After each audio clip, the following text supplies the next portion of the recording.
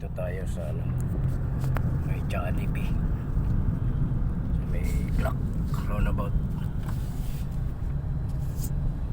Jollibee.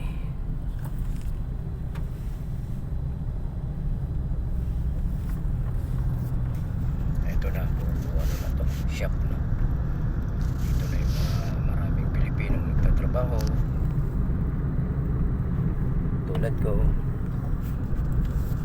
Pilipino na naging Muslim, convert or balik Muslim. Nandito sila nagtatrabaho sa lugar na to. Pero marami na dito ano, nagbawas ng trabahador at yung iba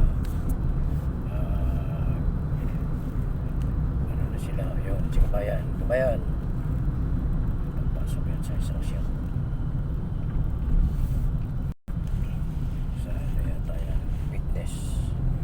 Tapos ito yung supermarket, hypermarket Nisto. Daanan din natin.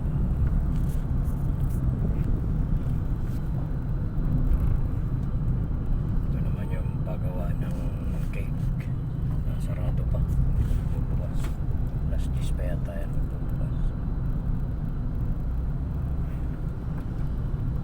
Then dito tayo nasa ito, marami pang sarado. Kasi talaga dyan tuloy nang nagsarado. Ganun din sa kabila. Maramihan na lang dito, sisahan, bilihan ng alahas, bilihan ng damit, restaurant. Itong mayaman na ngayon si kabayan, Julius tsaka si Helen, may-ari ng Jolene Restaurant.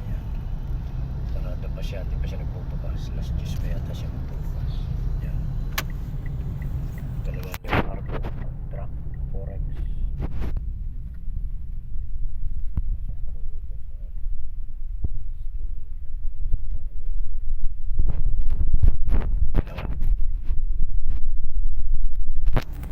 Hello kabayan.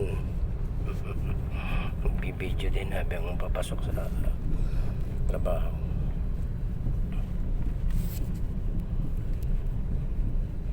Iskinita ito.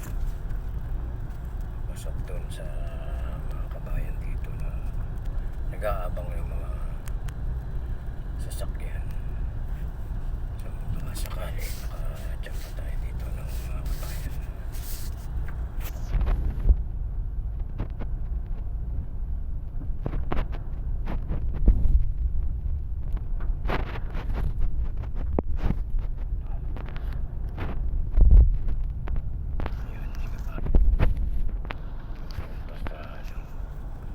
Stop. Bibili ng pagkano niya siguro. Ano to market na malaki-laki ng konti kaysa sa mga cold store. Ito. Papasok pa rin dito. Kanan tayo dito. Baka sakaling nandyan sila. Okay. Sige kabayan. Babay muna.